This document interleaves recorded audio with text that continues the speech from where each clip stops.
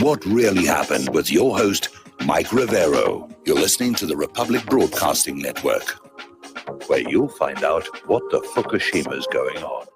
And welcome to our show today. It is Wednesday, December 2nd, 2020, middle of the weekday, hump day, starting that long, slow glide down to Pauhana Friday, and whatever insanity is in store for us in the next few days here, which it looks like there's going to be a lot. Anyway, we have a lot to talk about today. Mike is in our control room, twiddling the dials and keeping us out of trouble. And as usual, we're going to report the news until we start running out of news, at which point we will open the phone lines for your comments, questions, observations, and opinions. So let's just get right on into it. As has been the trend ever since Election Day, more and more evidence and testimony, whistleblowing regarding election fraud is surfacing. It is now overwhelmingly obvious that this was the crookedest election in United States history. Now, they had these public hearings both in Arizona and Michigan. We talked about Arizona yesterday, where Arizona certified the election for Biden right in the middle of the hearing. Didn't even want to hear any of these people coming forward and saying, look, there's something funny going on here. And so there are people out there trying to get this done. They're trying to do it legally. They're trying to do it through the process. And of course, they're running into a lot of brick walls, which is, I imagine, very frustrating for them when they know what happened. Okay. Up in Detroit, there's a poll watcher, Articia Bomer, and she claimed to witness multiple examples of irregularities and violations of Michigan election law at the polls on election night, and basically said there were phony Biden ballots, that Trump ballots were being discarded. And she said, I hope my statement is taken seriously. I am sharing this information under penalty of perjury, that if I testify, I could be locked up if I'm telling a lie, which I'm not. So it's a very courageous thing for her to do. When you consider yesterday's story about where one of the witnesses to these election integrity hearings was put in the hospital, just attacked and severely beaten and hospitalized. Anyway, so Bomer went off with some examples of things she witnessed on election night. And she said on November 3rd, between 9:30 and 10 p.m., I reported to TCF Center. I was assigned 2 separate tables, absentee voting county board 123 and 120. And I immediately noticed things were not normal. Election workers were allowed to wear Biden t-shirts, blue face masks, the ones I recognized on Gretchen Whitmer's face in some of her views on Charlie Langston's show. Now, remember, there was another story that we had again yesterday about how hardcore liberal activists were being recruited for these ballot counting centers. So these are people who are going to be willing to go along with the chicanery. So there's another poll watcher identified only as Patty with 9 years worth of experience, basically said that she observed military ballots that looked like Xerox copies, and they were all filled out for Biden. And there wasn't a single Trump vote. And she said none of the voters were registered. Election workers were manually entering the names and addresses, and a birth date of January 1st, 2020, which would override the system and allow them to enter non-registered voters, of which she saw several during the day. Another poll watcher in Michigan is saying that he witnessed a shady 4 a.m. ballot dump for Joe Biden. He said dollies full of ballots were simply wheeled on in the back door. Now, what I am coming to the conclusion here is that, like 2016, they rigged this election for the Democrat. Unlike 2016, they had an emergency plan to go into effect if it looked like Trump's landslide was going to overcome the election fraud again, and somebody hit the panic button, which is where you got these boxes of ballots and these huge data spikes that don't make any sense, is they were desperately trying again to overcome a Trump landslide here. All righty, let's see. Democratic operatives in Michigan and Georgia were caught tampering with the military ballots, filling out new ones 100% for Joe Biden.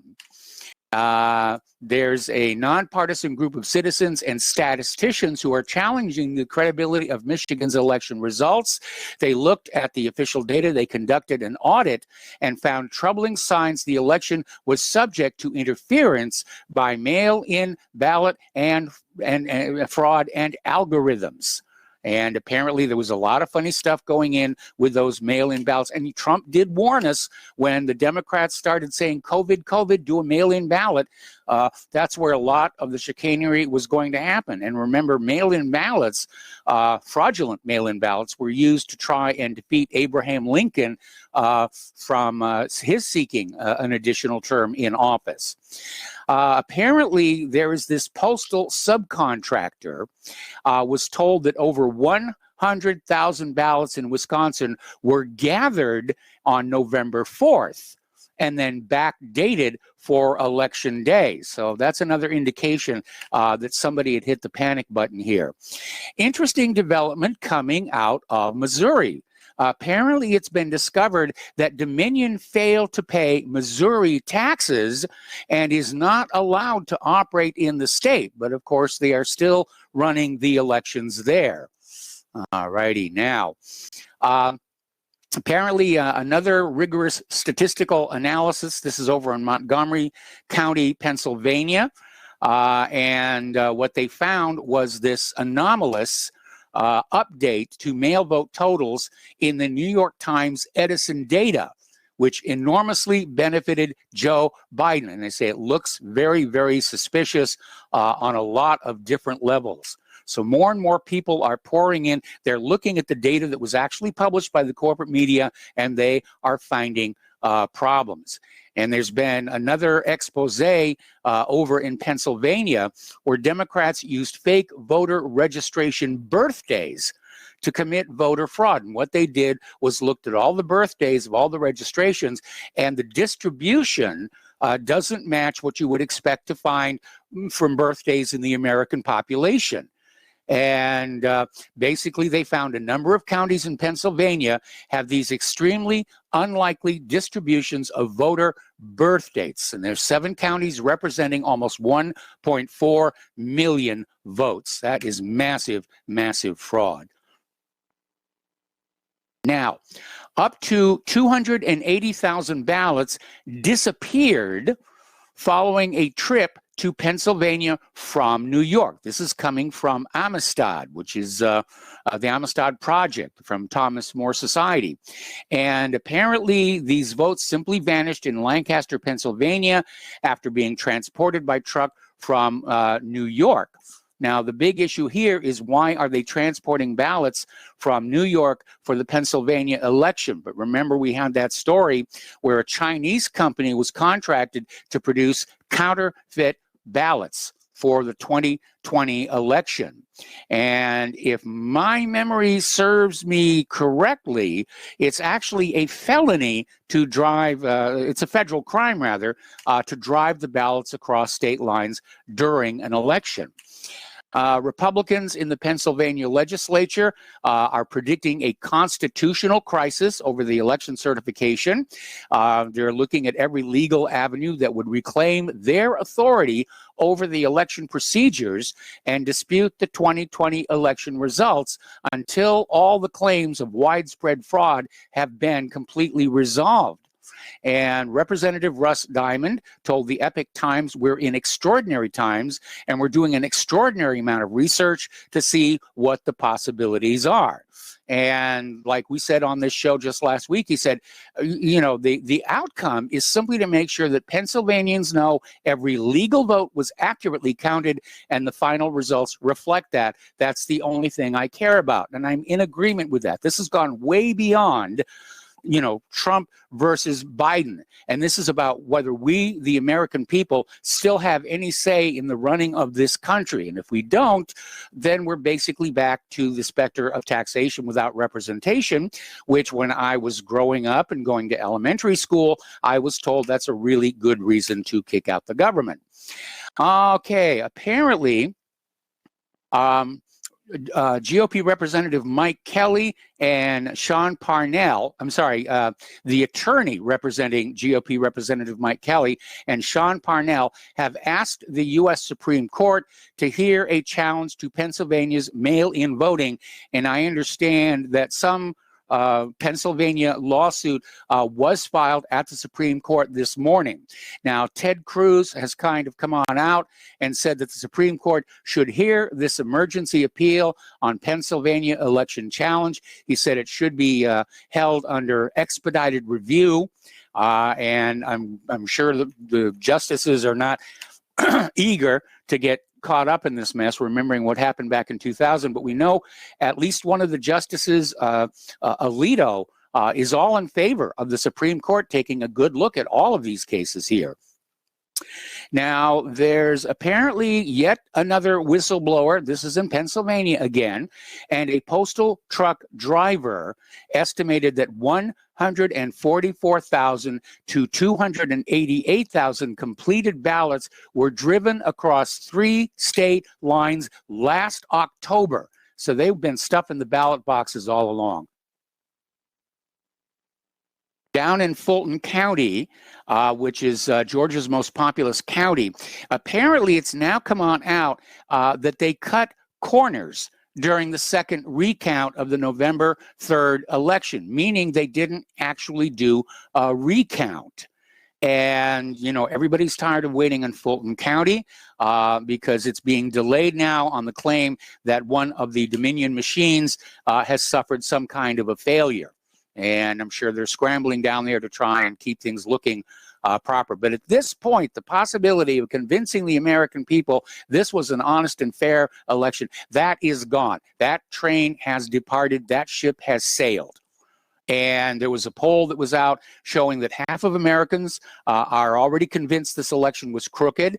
And there probably were a lot of people who didn't answer in the affirmative out of, you know, misplaced patriotism or fear, or who knows what all else. But certainly it is a huge, huge percentage of the American people don't trust this last election. Now, down in Georgia, there's a progressive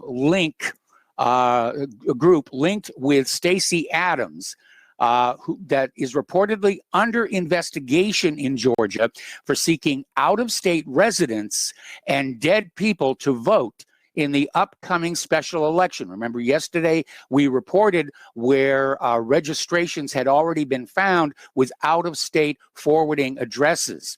So the Georgia Secretary of State, Brad Raffensperger, is launching these investigations into these groups, including the one founded by former Georgia gubernatorial candidate Stacey Adams, for seeking to aggressively register ineligible out-of-state or deceased voters before the January 5th runoff. So the cheating is continuing down there in Georgia.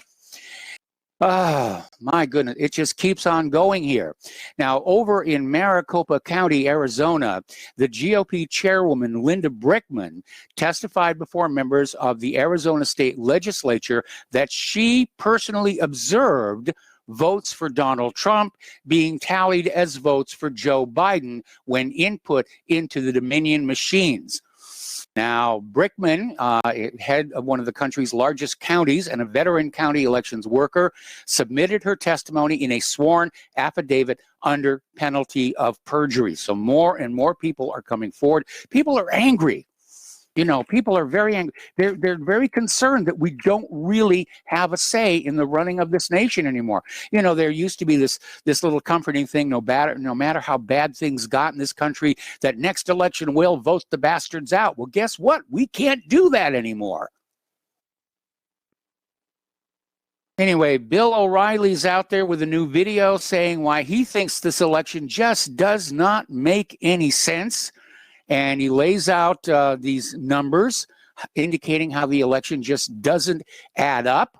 Again, so even people in the corporate media are talking about this. And I noticed Fox News, maybe they're trying to regain their audience, but earlier today they were talking about how many doubts there are about the honesty of this election here. Now, Martin Armstrong is out there, and he's talking about a solution to the fraudulent presidential election. And at this point, I would say that probably we need to look at other elections besides Trump and Biden. We have had reports that Democratic candidates across the board were given 35,000 votes at the start. And so it's possibly the entire election was rigged for the House, for the Senate, for the state offices, for the governorships. And it's a huge mess. So Martin Armstrong is out there asking, can the election be a do-over? And of course, no, there is insufficient time. And the only solution is the election should be ruled null and void by the Supreme Court, which under the Constitution would throw it into the House of Representatives where Trump would win and the liberal Democrats would start rioting in the streets and burning down buildings here. And he's out there saying that he seriously doubted that even 25% of the people voted for Biden. And, you know, he said, you know, a lot of people voted for Biden just because they hated Trump. But again, it's just out there. And the Supreme Court, once before, back in the 1800s, ruled a presidential election null and void. I don't recall what it is that they did to try and fix it. But again, under the Constitution, if the election is declared null and void, that means the electors can't meet. And that means the election would be thrown into the House of Representatives, and then the screaming would really start. Over at the Daily Beast, and the rhetoric is just out of control. Apparently, an editor over at the Daily Beast is calling for the humiliation and incarceration for Trump supporters. That's 47 million people that we know of. And basically, Democratic members are calling for blacklists to the Lincoln Project to harass and abuse any lawyers representing the Republican Party or President Trump. And there's been one law firm that basically quit the case because they were getting threats on their lives and on their children's lives. Real brown shirt stuff out there. So, I mean, it's a disgrace. And the rest of the world is laughing at us, you know, beacon of democracy, my astrolabe. Yesterday, Attorney General William Barr came on out with one of the stupidest, most unsupportable statements that he could make, where he basically said that the Department of Justice has not found enough evidence of election fraud to change the outcome. Now, this is a bit of propaganda we have seen in years before, where election fraud is suspected, where it's a limited hangout. They'll say, yeah, there was some fraud, but it wasn't enough to change the outcome. And we've heard that dozens of times before. Now, the White House, of course, had to respond and said there's been no semblance of a Department of Justice investigation, and there really hasn't. I mean, the FBI only started sort of making noises about looking at multi-state voters in the last few days here. And, you know, the public reaction to Barr has been scathing, to say the least. So in an attempt to repair the now trashed reputation of the Department of Justice and Barr's own personal reputation, the Department of Justice issued a statement yesterday basically saying, well, we're not really done investigating election fraud, and so you shouldn't be too critical. Well, if you're not done investigating election fraud, why did Barr make that statement? Because as I understand the process of an investigation, you don't say anything about it until it is all over. So Barr really damaged himself, and even for those people not paying attention, he's damaged the image of the Department of Justice, damaged their reputation here. Okay, so over at the GregJarrett.com website, he's basically out there saying that the Democrat calls for unity is a joke, and it really is, and we'll give you more details about that after these words from our sponsors. Welcome back to our show here, and again, a friendly reminder that the Republic Broadcasting Network is in the middle of a perpetual fundraiser. And come on, people, this is the Christmas season.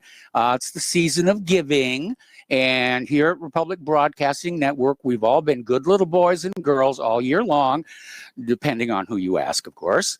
And so once again, the postal address where you can send a check, money order, or if you prefer anonymity, cash, is Republic Broadcasting Network, 2251 Double Creek Drive, number 302, Round Rock, Texas, 78664. The phone number where you can make a credit or debit card donation is 800-724-2719, extension 3. The network thanks you. Okay, so we're talking about this Democrats' call for unity. We've seen it a couple of times so far, and it's getting a lot of abuse and ridicule in response, and it really should, because for the last 3+ years, Democrats and the corporate media have relentlessly attacked President Donald Trump. They condemned his every idea, opposed his every initiative, trivialized his every accomplishment, denounced him as a racist, a womanizer, and a white supremacist. You tormented him with this outrageous lie that he was a Russian asset. And, you know, all of these mendacious investigations to destroy his presidency. They've harassed, bullied, impeached, and censored him. And now all of a sudden they're saying, let's have unity and peace. I don't think it's going to happen. After watching how the other side has behaved these last 3.5 years, I think it's unrealistic to think a call for unity is going to have any effect at all, other than inspiring a great deal of laughter. Okay. Getting on to non-election politics here, and it's getting weird out there, and I'm smelling panic, because apparently Chuck Schumer has proposed confirming Biden's cabinet nominations before the inauguration. And that, of course, is a tremendous breach of protocol. And he's proposing the Senate begin cabinet hearings for Biden's nominees weeks before the inauguration takes place. And I'm not exactly sure why he's trying to do that, but this is the same guy who led Democrats to slow walk the confirmation hearings for Trump nominees after he became president. In fact, Fox News reported in July of 2017 that Team Schumer had deliberately held up the Senate so that it had confirmed less than a quarter of Trump's nominees. And now he wants to put pedal to the metal and get Biden's people approved here. Now, House Intelligence Committee Chairman Adam Schiff, who was a big supporter and booster of the Mueller probe, has now come out opposing Attorney General William Barr's decision to appoint U.S. Attorney John Durham as a special counsel into the investigation into the origins of the Trump-Russia probe. And it almost seems like, you know, Mr. Schiff has got something to hide there. And basically, Schiff was out there saying that the Attorney General in the Biden administration should assess Durham's mandate and decide whether to allow the prosecutor to continue the investigation. So here we have on one side, let's get the nominees appointed before the inauguration. And here we have on the other side, by golly, we've got to, we've got to hold up the special counsel until Biden's Attorney General can be in there to, basically put the cover up in place. And it's all wide out in the open for anybody paying attention here. Now, ABC, CBS, and NBC News ignored Barr's appointing John Durham as a special counsel to continue that investigation into the Russia probe origins. Fox News carried it. Of course, it's all over the independent media, but the corporate media, as always, is covering up for the deep state. Now, Chuck Schumer, again, said he agrees, he was in a press conference yesterday, he agrees with Joe Biden's plan to grant transgender children access to sports, bathrooms, and locker rooms according to their gender identity. And this is one of the liberal agendas that I think a lot of Americans are very uncomfortable with, where, some boy can use the girls' shower and locker room simply by saying, I identify as a girl. And that's, just because you identify as a tree doesn't make you one. I mean, I identify as a very rich talk radio host, but that hasn't happened yet. So anyway. So Schumer basically was out there saying that, Joe Biden is going to let these kids use all of these facilities, bathrooms, locker rooms, and sports. And of course, that is unfair to the girls' sports, because these boys who identify as girls easily outperform them. I mean, the reality is boys tend to be taller, have greater upper body strength, and every time a transgender student has been allowed to compete in girls' sports, they inevitably win. And it's insane. It's absolutely insane. And I got to tell you right now, I'll tell you what, I'll tell you when I get back from this next commercial break. Go here, and before the commercial break, we were talking about how Chuck Schumer is agreeing with Joe Biden that kids who identify as being the opposite gender should be allowed to use the bathrooms, shower facilities, locker rooms, and compete in the sports of the gender they identify with. And, it seems like this is just spiraling out of control. And I want to make a point here. Okay. I don't care what hormone treatments you take, or what makeup you wear, or what clothes you dress up in, or what you have the surgeons whack off of you with a knife. Your gender is in your DNA. Okay. And again, one of the dark secrets of the transgender community is how many people have gone through the hormones and the surgery and then regret it afterwards. And it bothers me that young people are being encouraged to be transgender, as if the transgender community is trying to build their own political base, no matter what the cost is to the kids in terms of psychological damage here. All righty, Ilhan Omar is out there still pushing to defund the Minneapolis police. And, she's sticking to her guns, which I guess is admirable.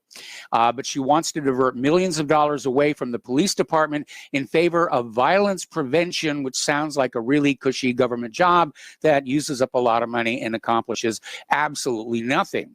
And Minneapolis is in the midst of a crime wave, which has resulted in citizens suing the city for failing to protect them.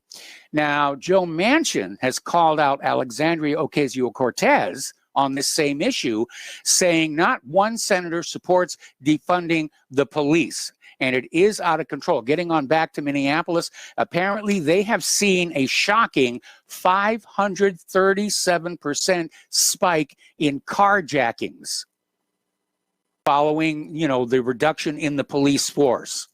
And I don't know, maybe this is what the liberal Democrats actually want is, a crime in the streets. If you got a criminal government, why not have a criminal population? All right, now James O'Keefe and Project Veritas have scored again. I'm really beginning to admire what they do over there. And apparently they got hold of the phone number for these conference calls of the CNN editorial board. And apparently they have been recording them for 2 months. And Project Veritas released the first of these tapes just yesterday, and it involves network president Jeff Zucker. And the stuff on there is just horrific and tells you what we already know, that CNN is very much on the dark side here. So apparently the CNN executives were trashing Trump. They called Tucker Carlson the white supremacy hour. That's what they called his show. And they're going to start releasing these tapes, one at a time on the Project Veritas website and, of course, on YouTube. And one of the quotes they released yesterday was CNN President Jeff Zucker saying, "This is a president who knows he's losing, who knows he's in trouble, is sick, maybe is on the after effects of steroids or not, I don't know, but he's acting erratically and desperately, and we need to not normalize that." In other words, he's saying, exaggerate anything that seems out of the ordinary. So the attack is still ongoing. I would say that probably Jeff and CNN as a whole are not 100% convinced that this election fraud is going to stand. It is all going to come down to the Supreme Court. Anyway, apparently something else Zucker said on these Veritas tapes was saying that President Trump refusing to concede is like 9/11. And that's the kind of rhetoric that we're seeing over there, you know, in the criminal news network. Pardon me. Apparently, also caught on the tapes here, CNN special correspondent Jamie Gangle was detailing how the channel should cover up Trump's contested election claims. In other words, they're not going to report them to the American people. And, you know, we already saw where, you know, ABC, CBS, and NBC weren't covering the Durham promotion to special counsel here. So apparently CNN got triggered. They've called the cops on James O'Keefe. And of course, that's a little bit of hypocrisy because CNN published the Melania Trump audio, which was secretly recorded. So CNN has now issued a legal threat to James O'Keefe for recording the private meetings. And they're referring it to law enforcement. Now, I don't know which taping laws would be in effect because they change from state to state. A lot of states have a law that says if one person knows the conversation is being taped, it's legal, and obviously O'Keefe knew it was being taped. Other states, there, you know, everybody has to know or it's illegal. So we'll see how that's going to play out in the court system here. Another CNN analyst is out there calling for sweeping regulation of free speech on the web. And this is part of this unrelenting drumbeat of censorship from Democratic leaders, including Biden. And those calls are growing as anti-free speech advocates see an opportunity for the Biden administration to crack down on opposing views. That would be me. One vocal advocate of censorship and speech controls has been CNN media analyst Oliver Darcy. Okay, Oliver, you need to go back to your Constitution and you need to read the First Amendment. Okay, because you're basically breaking the contract with America when you do that. Apparently, 4 authoritarian senators are begging YouTube to censor everybody who disagrees with the corporate media. And that's Senators Klobuchar, Hirono, Menendez, and Peters. I'm not surprised Hirono, they call her Crazy Maisie out there in Hawaii. Somebody did a poll here regarding Black Lives Matter, and the majority, not surprisingly, feel that Black Lives Matter have made racial tensions worse. Now, the poll was conducted by Opinionem and found only 17% of respondents believe the movement has had a positive impact on race relations. A whopping 70% agree the movement has stoked racial disharmony. And yes, they definitely had. Well, Black Lives Matter may be in a little bit of trouble itself. There is a revolt by the local chapters, and this was actually covered on Fox News as well. And the local chapters are demanding answers on finances and transparency from the national leaders, because apparently millions and millions and millions of dollars have gone to the Black Lives Matter Global Network, which is the national group, and it hasn't been coming back to the local chapters, and inquiries as to where the money has gone are being met with silence. And the local chapters who've signed this statement include Washington, D.C., Chicago, Vancouver, Washington State, Vancouver, Washington, and Philadelphia. So they may be some internecine stuff there. Now, this next story kind of bothered me. And apparently it's happening over in Denver. And Denver police, have been using nightsticks to fend off protesters. Now they have switched to nunchaku. And those of you who are martial arts students understand, it's 2 sticks bound in the middle with a chain, and they can be very, very harmful. You can break bones with those things quite easily, but the Denver police say it's a non-lethal weapon, and apparently they were using them against protesters during the homeless camp clear-out. And at least 4 people were arrested. Apparently, the police were firing what were called non-lethal munitions to disperse crowds of protesters. So that's really getting ugly out there. You know, if all the homeless people in this country got angry at the same time, it would be a mess. All right, getting on over to COVID-19, and there's still a lot going out there. Remember, we reported, I think it was just yesterday, there was a bar on Staten Island that had stayed open, defying the COVID lockdown restrictions, and declared itself an autonomous zone. Well, I guess you shouldn't do that unless you have a defensive military, because the New York City Sheriff's Department raided the bar last night, shutting down the business, arresting one of its owners, putting him in handcuffs, and taking him away. Okay. Public Health in England has issued a statement. The PCR, the polymerase chain reaction test, is not able to detect an infectious virus, the PCR test. And the guy who invented the PCR test, and he won a Nobel Prize for it, it's to identify strands of DNA or RNA materials.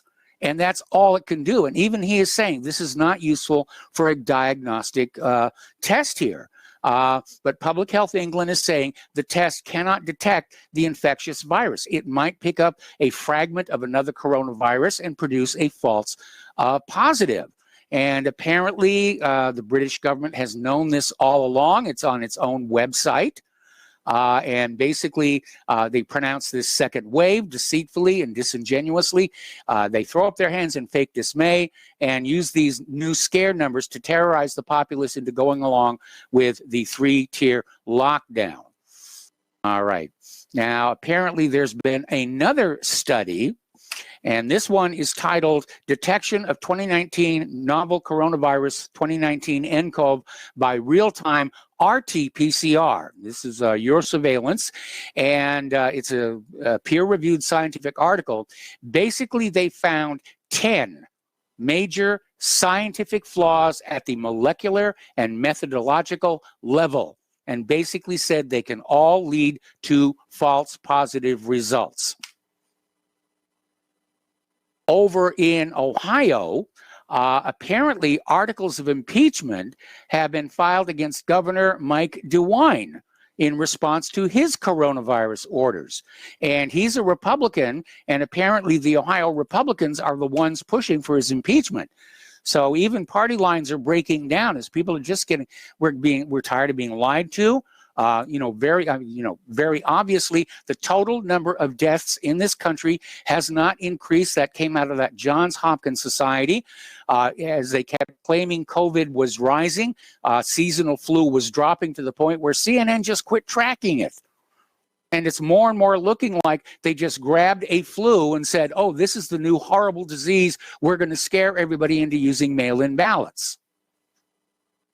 Now, last week, I made a comment about my concern that materials from aborted embryos were being replicated and used in the new coronavirus vaccines. And I expressed a concern that these vaccines might result in female infertility. And this was based on a couple of cases where the World Health Organization was giving out free typhus vaccines in Africa, which were later discovered to have sterilizing agents. Well, apparently I am not alone in this concern because apparently the head of Pfizer Research, no less, came out with a statement: the COVID vaccine is female sterilization. This is from Health and Money News.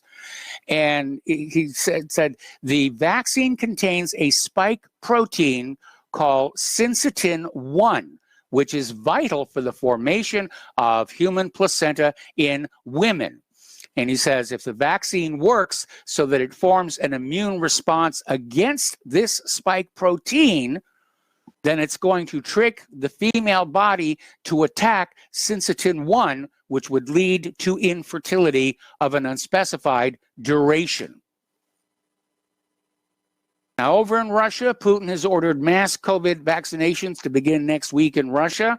And basically he said that Russia's pharma industry is ready for a large-scale vaccination of the anti-COVID Sputnik 5 vaccine, and it will reach 2 million people in the coming days. The vaccination is going to be voluntary. So good for him here. Interesting little story, and this came out of Your Destination Now. Nearly 40% of healthcare workers say they are not likely to get the coronavirus vaccine because they're afraid the jabs were developed far too quickly to be safe.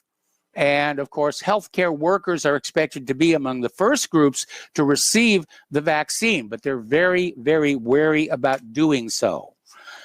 Down in Virginia, Governor Northam is saying there are no plans for a COVID-19 vaccine mandate. It will be voluntary down there. And that makes sense to me, because if you're vaccinated against COVID-19, why are you worried that I am not? I mean, just think about it. If you've got the vaccine and it's protecting you from COVID-19, then you shouldn't care if I have not been vaccinated, or for that matter, if I'm even wearing a mask. Now, Facebook CEO Mark Zuckerberg has stated publicly that Facebook is ready to work with Joe Biden to push COVID-19 vaccines. Now, this was a live stream interview with Dr. Anthony Fauci, and Zuckerberg basically said there's going to be a push around authoritative information on vaccines. Now, he didn't say in the interview what that meant, but according to this article coming out of Zero Hedge, Facebook has announced they will be the authoritative source for information on COVID vaccines, meaning anybody posting anything to Facebook questioning vaccine safety is going to be deleted. And they're basically saying that, Zuckerberg says he wants to provide platform users with authoritative information about COVID-19 vaccines. Well, look, Facebook is not a medical institution. They're not a research lab. They are not doctors over there. They are propagandists, as we saw during the 2020 election. Up in British Columbia, a church has been fined $2,300 for in-person services. What was really interesting is the police were unable to explain what law or order was actually being violated, but they hit them with the fine anyway.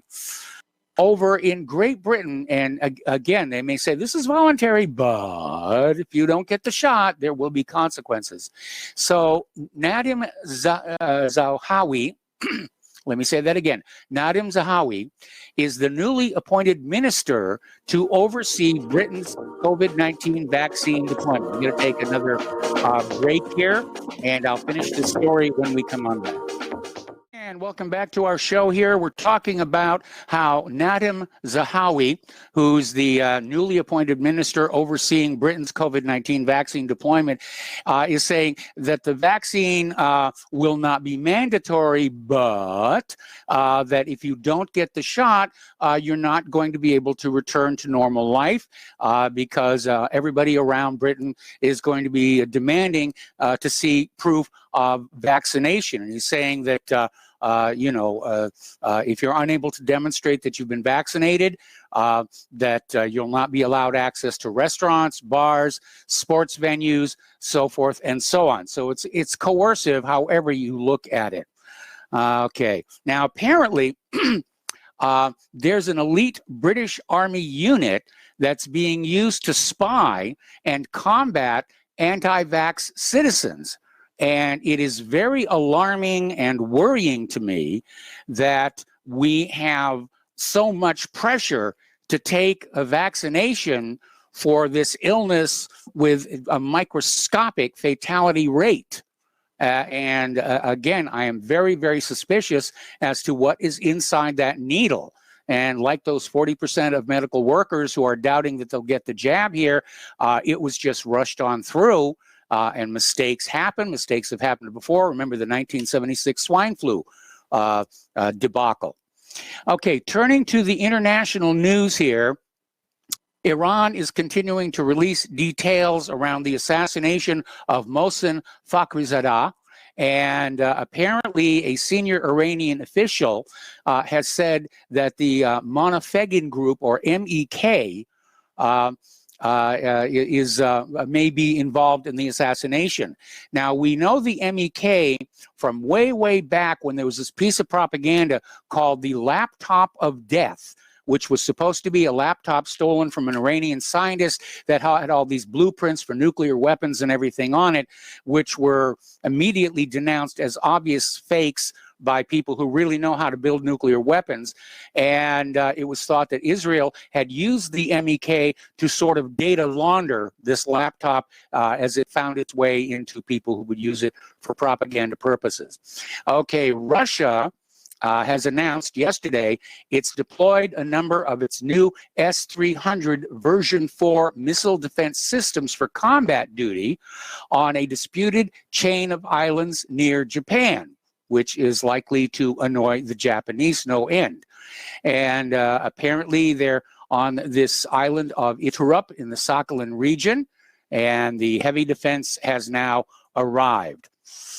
Over in the so-called Holy Lands, I like to call them the unholy lands, unfortunately, apparently Israeli soldiers were seen gleefully celebrating while they shot Palestinian protesters last week. And they fired tear gas and rubber and live ammunition at demonstrators in the West Bank. And this Anadolu cameraman caught them on the video. All right, we're going to take a break for station identification. When we come on back, we're going to open the phone lines and keep on trying to shove as much news at you as we can.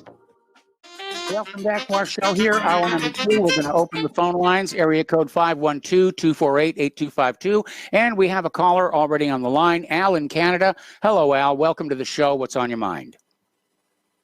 Hi, Mike. Are you having a problem with your internet connection? Why do you ask? Well, I wanted to say it yesterday, but you were short on time when I called at the end of the show. But every time you seem to be on the cusp of saying some kind of truth, I'm getting this buffer underrun. So literally, I refresh, whatever you want to call it. I mean, this stuff doesn't exist you're talking about the YouTube feed. You're talking about the YouTube feed. Yes. Okay. Oh, yes. Okay. Literally, the last hour, Mike, and I'm not kidding, your show has been unwatchable where I am. Okay, well, if it weren't for me, go ahead. It'd be nice if anybody else would chime in about this, because I think you're being censored. It's entirely possible. I mean, we had work done on our internet yesterday. We're now totally on fiber here, and so far, every place else I've gone out to, seems to operate smoothly with lightning speed. It could be YouTube. Yep. It could be there's too many people signing in to watch the show. That could be another issue. But anything's possible at this point. And YouTube has been censoring a lot of people these days. It's happening right now. I'm watching it right now. Okay, well, I'm looking at my video playback from RBN, and it's in great shape. And apparently, the RTemp to YouTube looks good from this end. So you may be right. It may be YouTube just trying to muck about with us. Yeah, trying to discourage people from watching your show, and they go someplace else, right? Yep. Like I'm not kidding. Like, I'm dead serious here. Yes, don't watch Michael Rivero. Watch NBC, the National Board Corping Castration. I would never do that. Anyway, it'd be nice if other people were watching the YouTube channel, if they would mention something. So that's all I have, Mike. Great show. I'm going to listen in. Thank you. All right. Thanks an awful lot here. And getting on back to the news here, a lot of stuff happening around the Mideast here. And there's concern being raised that Turkey has perfected new and a deadly way to wage war using militarized drone swarms. And apparently Turkey and Azerbaijan were using this to great success. And a European Council analyst is out there saying, you should be paying attention to that because it does represent a potential threat and a changing of the balance of power.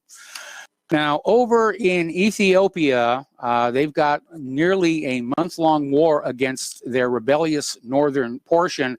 It may be transforming into a guerrilla conflict, even though federal troops declared victory after capturing the Tigrayan regional capital over the weekend. So that may not have settled down after all. The United States State Department yesterday announced 6 new weapons sales, potentially worth a combined total of $1.55 billion, pushing the deals forward ahead of the potential transition to the Biden administration come January.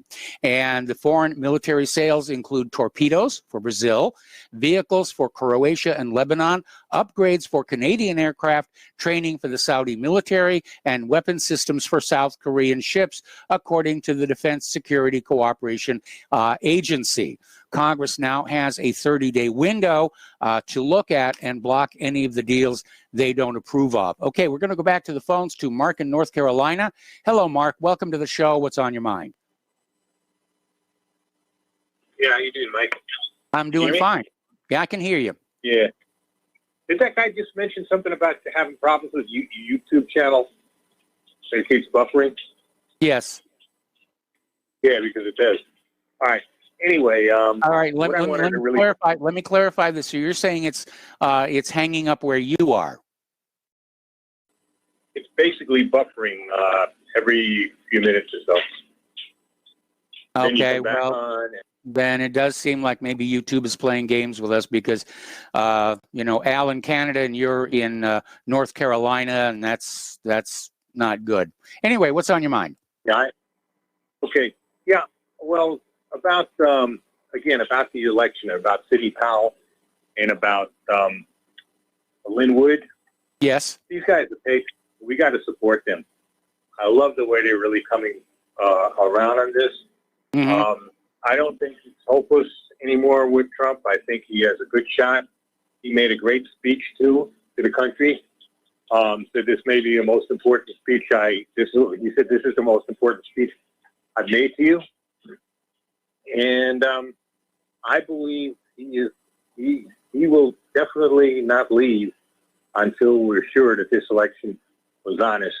And I think he's got some kind of military support. I believe that General McInerney, what he said about passing some kind of emergency act to ensure and have another election, a fair election, preferably just using paper ballots.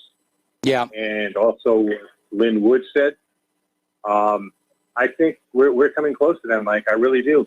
I don't think this country is ready to let Biden take office. I just wish one thing about Trump. I wish he would stop with them freaking vaccines, okay? Yes. We don't want. Well, he's trying to ramp up another. He's trying to rack up another victory, for his legacy. But as I said yesterday, they're rushing this vaccine out, and if it does have rather adverse reactions, again, a repeat of the 1976 swine flu debacle, it's going to come back to haunt him. And I think he should have let that, go into the Biden administration. And if it works, Trump could say, hey, we developed it under my administration. And if it doesn't work, it's all Biden's fault. But then the White House doesn't listen to me anymore. Well, remember, this is an RNA vaccine. Yes. It's never been tried before. Yes. It changes your DNA for all intents and purposes. Yes. It can cause problems down the line. I think it's meant to sterilize, for one thing, since Gates is involved in this. I also think it's meant to kill, probably with cancer, because, again, if your cells change, that's what cancer is, okay? If it's no good, it's not necessary. We do not have a major disease going around. We have basically what's a common cold. Yes. All right? I don't care what anybody says. Most of the deaths are with serious comorbidities. Okay, I mean serious comorbidities. Mm-hmm. I'm not talking about just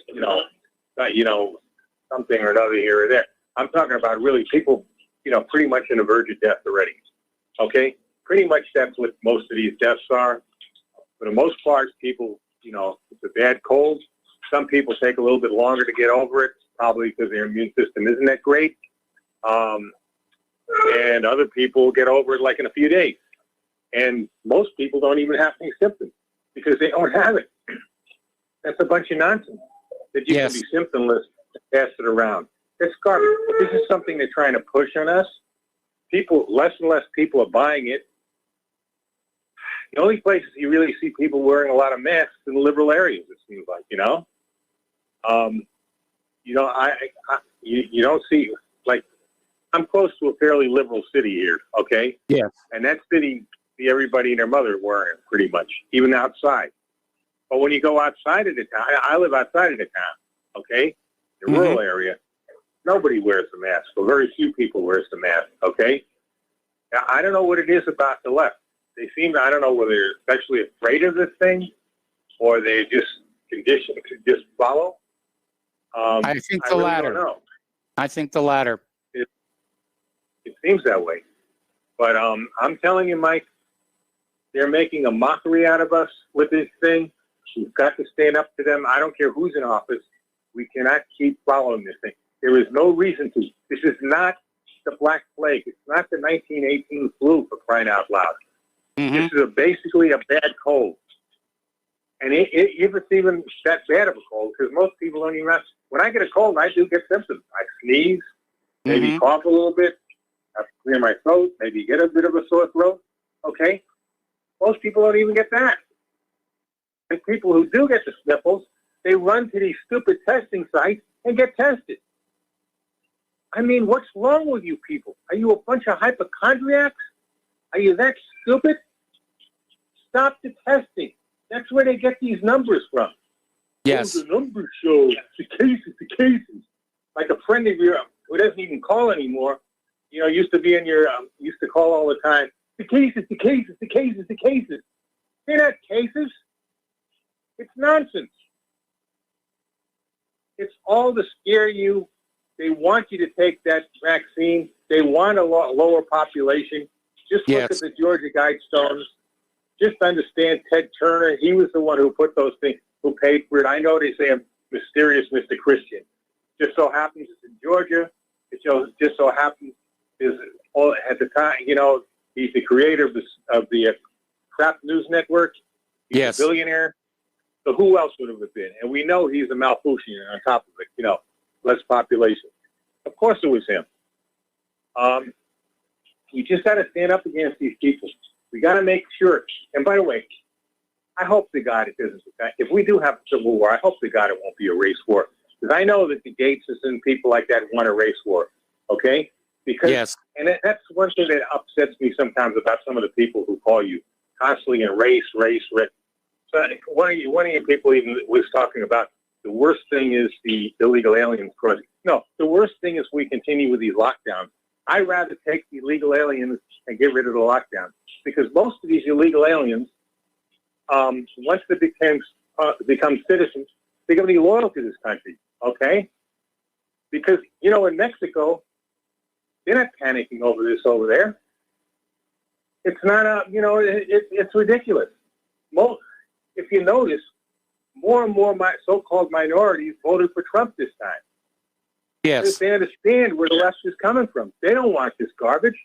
So if you do, I think people should come into this country legal. Don't get me wrong. We need strong borders and everything. Yes. But it's not the most major problem. The most major problem right now is standing up to these globalists and stopping them from killing us. And you guys know who I'm talking. I'm sure maybe a couple of callers will call back and say, the biggest problem is not illegal aliens. The biggest problem is not if we're going to stay a white nation, a black nation, a brown nation, which probably will be. We're probably pretty much, because, you know, when you look at all the types of people in this country, we'll basically be a mixed country. And if you notice, the melting pot. Powell there, Sidney Powell, is married to a black guy. Yes. Okay? As patriotic as they come. So stop worrying about race. It's not about race. It's about us, the United States of America, remaining a constitutional republic and stopping the globalists. And if there's going to be civil war, it should be the people versus the establishment. And the establishment will lose very quick. if that happens. And the military will side with the people. So that's all I got to say, Mike. You know, if anybody wants to disagree and say that the biggest problem is people crossing the border, bring it on. But right now, that's not the biggest problem. The biggest problem is our war against these globalist scum. So that's all I got to say. Thanks, Mike. Well, I agree with you, and thank you very much for the phone call, Mark. And before we take our next phone call, I am getting a lot of email from all over the place saying that their YouTube as well is breaking up, buffering. Some are saying that it comes back to right where we were cut off. But again, it may be something that YouTube is doing because it's simply happening in too many different locations. So we can't blame it on somebody's ISP. And as far as from here in Santa Claus down to our Verdo system and out to YouTube, that's all operating well right now. So it does look like there's something going on. Anyway, back to the phones, and Peter in California. Hello, Peter. Welcome to the show. What's on your mind? Well, Mike, I'll try to keep it down to 15 minutes, I guess, huh? Listen, I'm calling about the CIA. Yes. And I tried to broach this yesterday. The reports from General McInerney that the server was a CIA installation.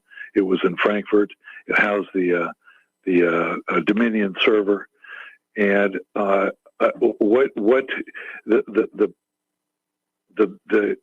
the ascendant of the new power centers, the power centers that are coming out of this on top, are the ones who were there before and remain the prime, and their primacy is the banks, the international, the bankers, you know who they are, the media, you know who they are as well, in partnership with the new one. The new partnership is with the secret police, and the secret police.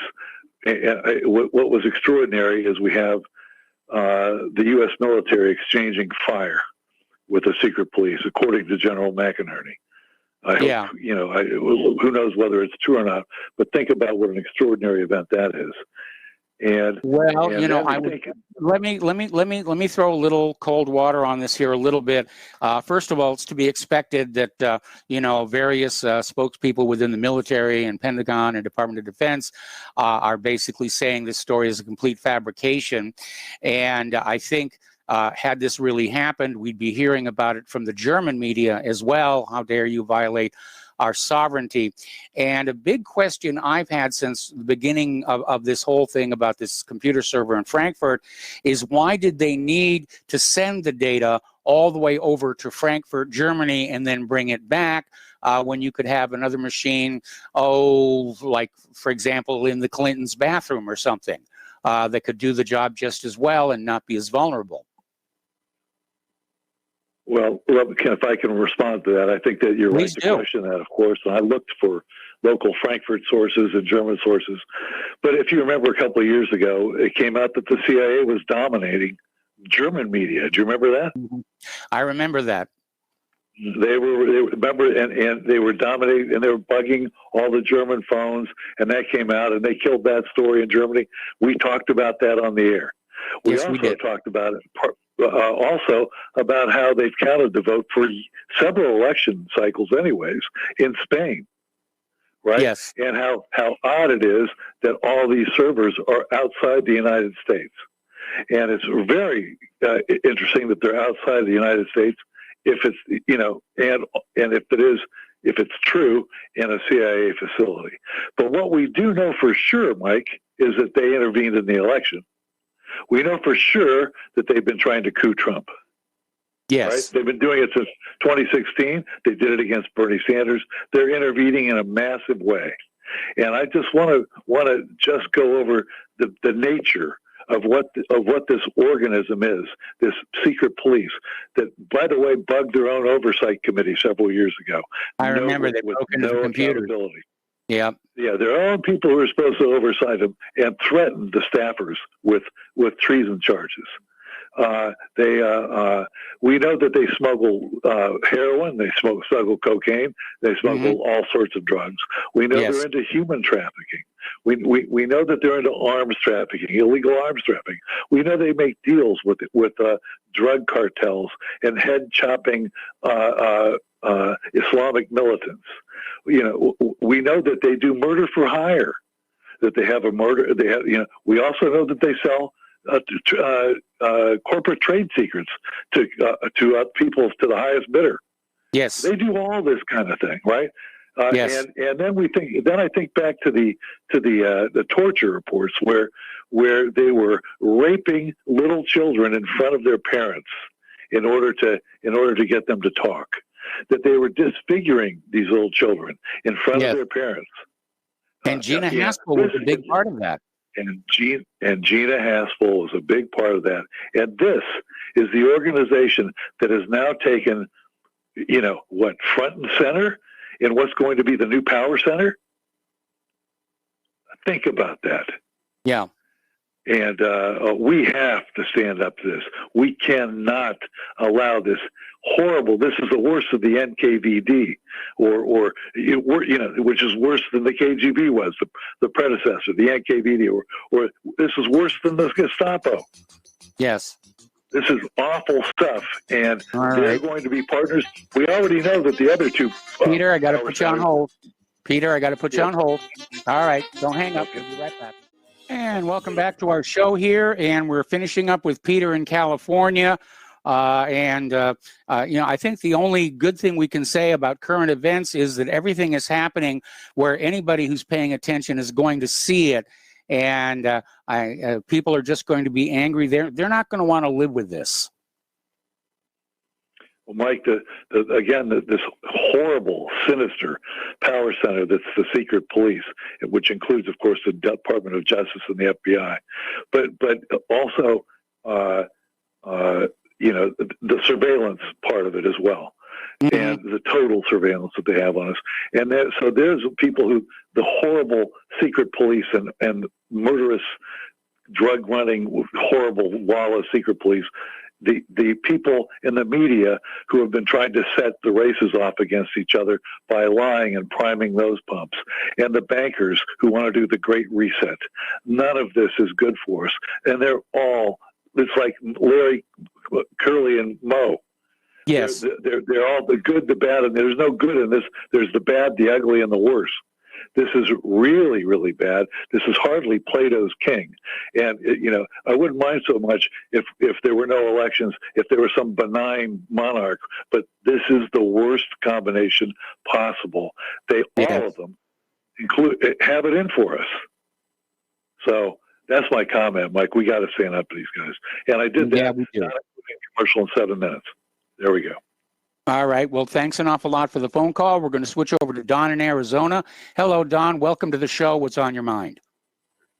I don't think it's that bad, Mike. You got to look on the bright side, But anyway, Al and the guy who's worried about the YouTube stream, all you got to do is listen to RBN. That works. True. You won't be able to see you on TV, but. Well, it's not like you need to see my face. If you really need to see my face, just go on down to the post office and look at the wanted posters. look at the wanted poster. I listened to a little bit of this guy Bill Cunningham he has a talk show on Sunday nights. He was a big fan of Trump. Mm-hmm. And also he's been an attorney, I guess, for all his life. So you could say he's a legal expert, and he says he doesn't think Trump's going to win. He said Trump goes to the Supreme Court, he's going to get bruised, screwed, tattooed, and barbecued. Yes. I guess that's legal terminology, I guess. I don't know. Well, I don't know. I mean, you have all those conservative justices currently sitting on the Supreme Court. You look how hard they fought against Kavanaugh and Barrett. I guess at some point they realized that this might come down to the Supreme Court, and this could get potentially very ugly. I agree with you. The Supreme Court, that's unpredictable. They can, if they want to, they can do anything they want. They can say, well, this is screwed up. We have to have a remedy, and they can have any remedy they can dream up if they want to. They can have a new election. They could say, okay, whatever. But more than likely, they'll kind of halfway. They'll say, well, it's bad that we got fraud, but what do you want us to do about it? They'll just punt. They call that punt. They don't really do anything. They just say, go down the punt down like a football team. But no, I mean, I wish Trump the best of luck, but looks like, I mean, I don't know. I have no idea. Nobody knows really what the hell to do. They can still, if they just get enough of these states to say, the legislature says, no, this election screwed up. We're not going to go with the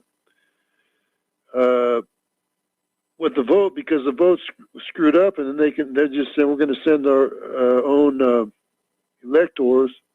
And if just a couple of the states like that, then Biden ends up with less than 270, which he needs to win. Then it goes to the House of Representatives, and then there's another big brouhaha there because Nancy's she's going to try to railroad it through anyway. But by law, every state has one. That's true. Vote. That's true. So And the Democratic majority in the House is not going to be able to change anything. Yeah. No. No. That's not the way it works. It's the state legislatures will send one person. Mm-hmm. Well, it's basically it's one vote per state, and right now in the House of Representatives, the Republicans have more states than the Democrats do. The Democrats have got the big states with lots of representatives, but the Republicans have got all those small states. No, that's not the way it works, Mike. It's the state. It's the state legislatures are mostly Republicans. That's what the state legislature is who would supply the one vote. Okay, well, thank you for the clarification here. And, despite the claims of a Biden success, the GOP actually did very well across the country in terms of capturing more state legislatures. Anyway, that was going to the Republicans. I'll let you go, Mike. Thanks a lot. All right, John, thanks a lot for the phone call. Thanks a lot for the phone call. More phone calls when we come back from these words from our sponsors. Welcome back to our show here, and we're going to go back to the phones here to Joe in Tennessee. Hello, Joe. Welcome to the show. What's on your mind today? Oh, all right. Here we go. I fall asleep being on the phone and waiting this long, but what can you do? Well, I understand they feed my show over the phone while you're waiting, so if you fell asleep, then that says something bad about me. Yeah. Well, yeah, it's not during the news. You lose your train of thought. So many things come through your head. It's kind of my fault. But, I was just talking about the position that Trump's got the Republican Party in the Supreme Court in, which is kind of interesting. I was watching the Georgia protest, and those people are fired up. And Lynn Wood was extraordinary. That guy ought to run for office. And actually, Sidney Powell ought to run for office. I could see her as a first Republican woman president. And she's got, she's got a lot of character. But the Supreme Court, they're in an interesting bind because if they vote against Trump, and basically Trump's point in constitutionally in Pennsylvania is right, that the legislature changed, and same way in Georgia with the deal between Stacey Abrams and the governor. The Democrats want to stack the court, right? They want to pack the court. So that's an attack on the Supreme Court as an institution. So, they've in their interest to kind of work for Trump's interest, and it's not like a leap like Robert's tax thing with Obama. I mean, on constitutional grounds, Trump has a very strong case. So it'll be whether their loyalty is to the deep state or the Constitution and their institution. So it's not just their loyalty to the deep state, which if it was just deep state versus Trump, they would go deep state. But being it's deep state versus Trump and the institution of the Supreme Court being packed, I think they might go with Trump. The other thing is the Republicans, same thing with them. And it's kind of like we all know they hate Trump. But, they need Trump or Mitch McConnell's going to be minority leader. And I was watching Lynn Wood once again in Georgia, and he's basically saying, governor, secretary of state, and you senators that are running, if you don't start talking about this election and how we want, to a General Assembly to look into this fraud, you're out on your you-know-what. And he called that Loeffler, and he called Perdue out and said, don't vote for, there's like 10,000 people there. And he said, don't vote for them until they start showing who they're for. And I totally agree. The Republican Party will be destroying themselves, the Rhinos, the Romneys, if they don't come out and start speaking about this fraud, because it's an obvious fraud. People are fired up, and I just find it interesting in that I hate Trump losing, but for my side as a populist, I hate rhinos more than I hate lefty Democrats, to tell you the truth. So if they want to destroy their future, and then one other thing I saw, this Georgia Republican saying Trump's got to talk to people so that we're worried about violence and everything. He's trying to make Trump look bad and Trump supporters look bad. But I got to tell you, he should be worried about violence when you think about it. I mean, his actions are taking away people's rights to their democracy. I mean, I think then in a way, at first I thought, oh, he's just being, a little whiner in front of the cameras to make Trump look bad. But then I thought, he actually, if there ever is a civil war, that guy he'll probably have a target painted on his back, because guys like that go along with this, people died in the Revolutionary War for our right to vote and our right as a republic, and Civil War, all that stuff, and then to have, these rotten little weenie lawyers, scheming to do away and dilute our votes and steal our votes. I mean, they should be sent to Gitmo, and I was never against torturing, the Muslims when we were fighting them over there, because the whole 9/11 thing, it was an unjust war. But if you're going to steal my right to vote as an American and basically crap on my Constitution, I think maybe torture is in the cards for you. Morally, I'm kind of against it. But I'm a traditionalist. I'm a traditionalist. I favor tar and feathers. But, I understand your run anger. Out on a rail. Use a redwood one. They leave really deep splinters. I understand your anger. I'm angry. I get a lot of phone calls that are angry. I get a lot of emails from people who are angry. I'm hoping this is not going to lead to massive violence in the streets. But I do fear that if the Supreme Court nullifies the election and throws it into the House of Representatives, and as one of our previous callers pointed out, they don't have to nullify the entire election, just Pennsylvania and maybe one or two others, so that both candidates are below the 270. Then it goes to the House of Representatives, in which case Trump is likely to win in there. And boy, if you remember what we saw the liberals doing right after Hillary lost in 2016, that's going to look like a school picnic compared to what's coming now. Yeah, but they're not going to, once if Trump does win, it won't be allowed to happen. There'll be a form of martial law. There'll be National Guard climbing all over the place. It's not going to happen again. But at the same time, if that's what it takes to save the country and the republic, because this is an assault against this nation, its fundamentals our rights to vote. So I'm, this is, and I'll tell you one thing. I just, there's a lot of people that need to go to prison over this. I don't understand how so many people, if all these people are committing this out and out fraud everywhere. I mean, even though they are corrupt cities, it's still a crime. I mean, these people need to be put in prison for doing this. I mean, some of them went worse, if you ask me. But anyway, I'll let you get back to other callers. Thanks for hearing me out. All right. Well, thank you very much for the phone call here. And again, I understand your anger. I'm dealing with that myself. Let's switch over to James in Vancouver. Hello, James. Welcome to the show. What's on your mind? Good afternoon. The vaccine they talk about a messenger RNA.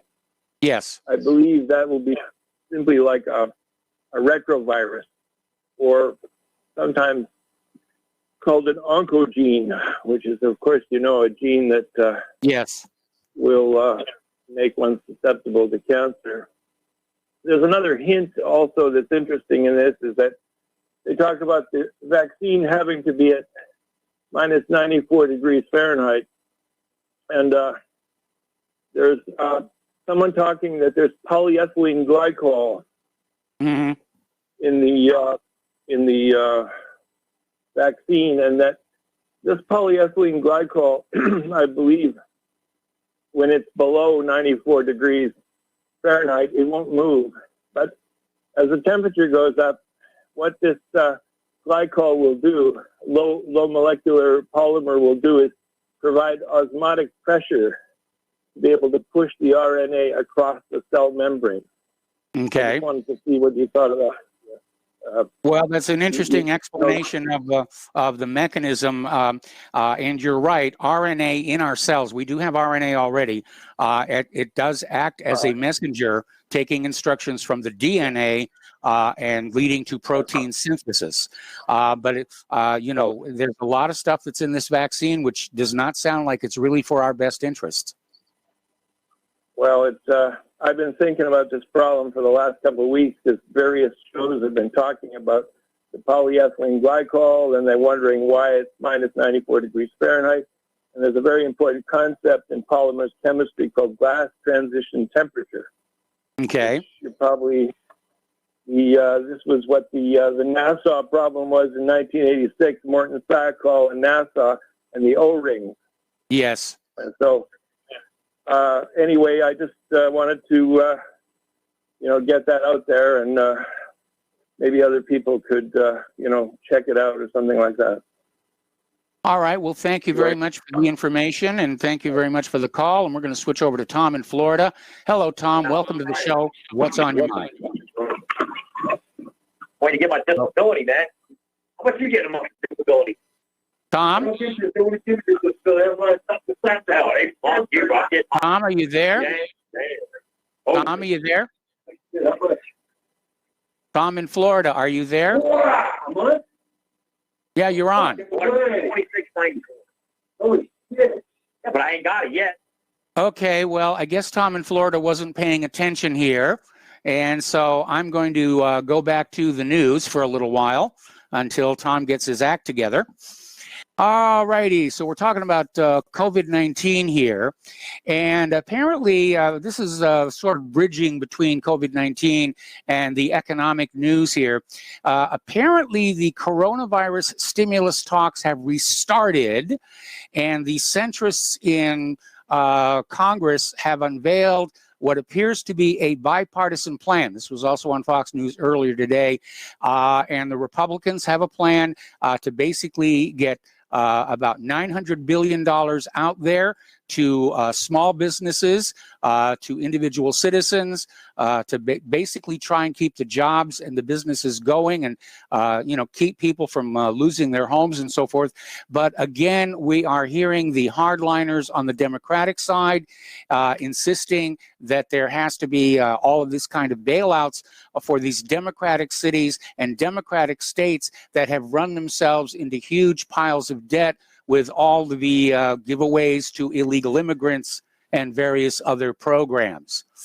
Now, Nancy Pelosi, even as she's trying to block the coronavirus stimulus package, is apparently behind a bill to federally legalize marijuana. And apparently it went to the House floor today, along with a bill to ban breeding and private ownership of tigers and other big cats. It's nice that they've got their priorities straight over there in the Congress there, at least in the Democratic side here. All righty, we're going to take another phone call here. Miles in Maine. Hello, Miles. Welcome to the show. What's on your mind? Hello, how you doing? I'm doing fine. Hey, with all this election stuff, I kind of follow the fruit of the poison tree. And I know you know what that is, and many people are familiar with that. Mm-hmm. But if one of these ballots is spoiled, if this many ballots are spoiled, if this much shenanigans are going on, and it's all traceable back to the Democratic Party or Democratic constituents who aren't allowing recounts and monitors and every simple thing, violating court orders. I think that it should be canceled, that their votes should be nullified in the state, and then they can individually sue the states for not being able to properly run an election. And I also think that the Democratic Party should be held with their operatives. It's been shown now time and time again that they've interfered. They should be responsible for paying for the elections. And I want to get your comments on that, Mike. Thank you. Well, it would be nice to see all of that happen here. But at this point, in my opinion, with the massive amount of election fraud that has been alleged and proven so far, the entire election has been discredited. It has absolutely no legitimacy, and I'm hoping the Supreme Court will see it exactly the same way. Yeah, and I think since it has been discredited, then you just leave the incumbent in, and if they want to have another election, then you have the Democratic Party pay for it. You redo the elections with new practices and new rules in effect, something that's approved and agreed upon by everyone before we enter into it. None of these modems underneath the computers and none of this crazy stuff. Something that a group of some type of certified or authorized group of representatives to deal specifically with elections approves of, and the rules are all out there on the board before another election even takes place. I think that it would take at least a year. There's going to be a lot of resistance to changing the system because too many people have benefited from the crooked system. We're talking about another year, and I don't think the Supreme Court will go with a redo as a remedy here. In fact, the only remedy they've got is to throw it into the House of Representatives. I don't think they want to go through what they went through in 2000, where they basically declared George W. Bush president, even though it does appear that Al Gore actually won.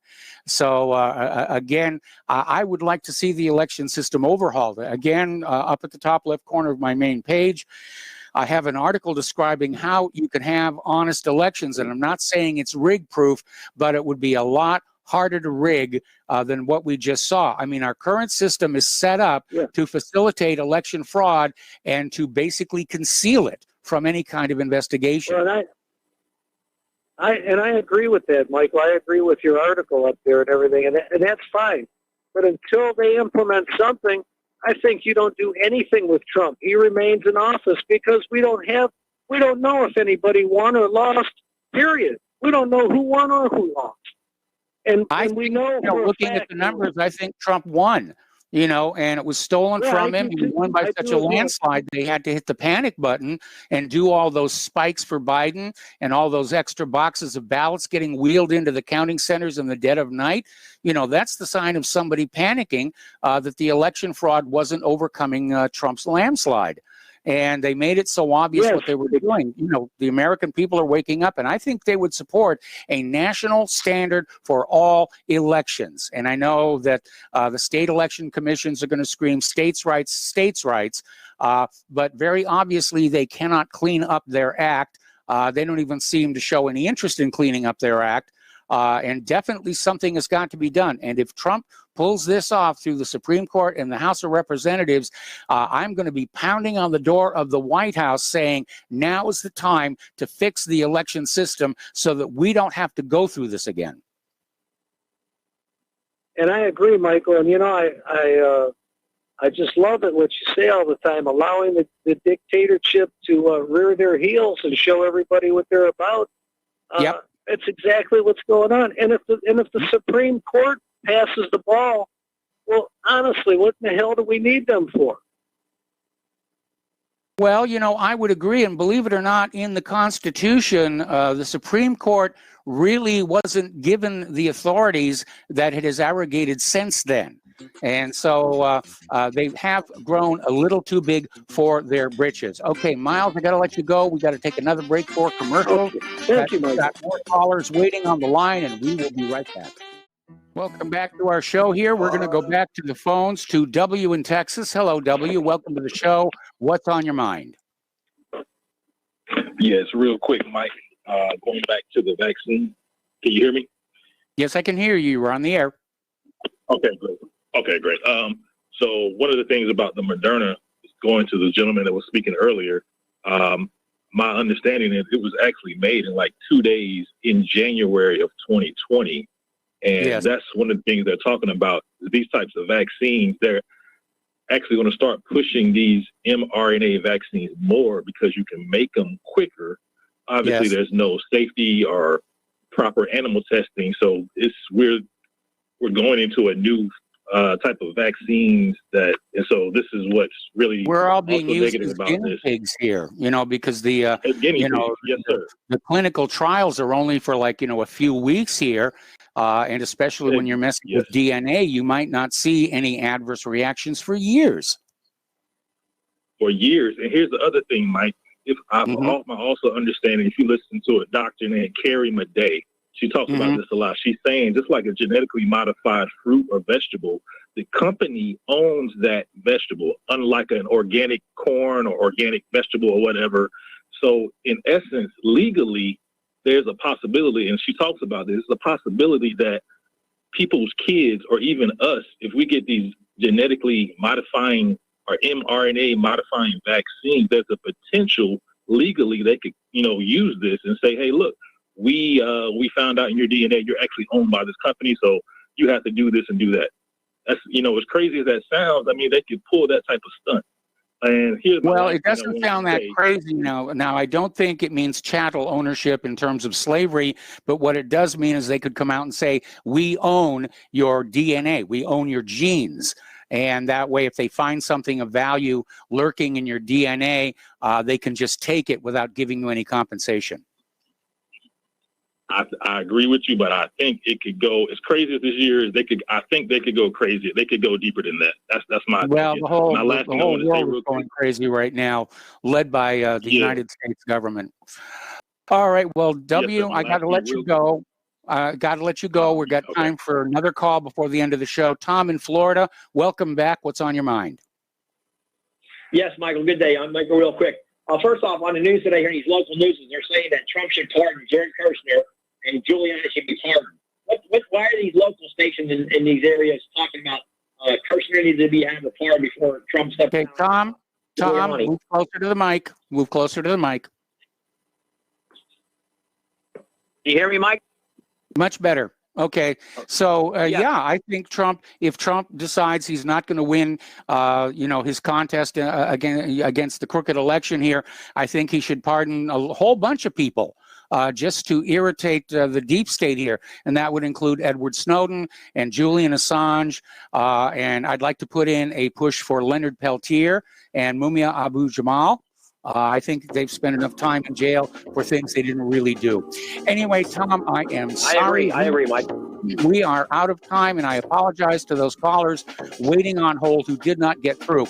Stay tuned for John Stadmiller. He's got Steve Elkins on as a guest with him tonight. I'm sure they got lots of interesting things to share with you. Please spread the word of Republic Broadcasting. Spread the word of whatreallyhappened.com. Please donate. It has never been more critical. We'll be back tomorrow. Aloha, America.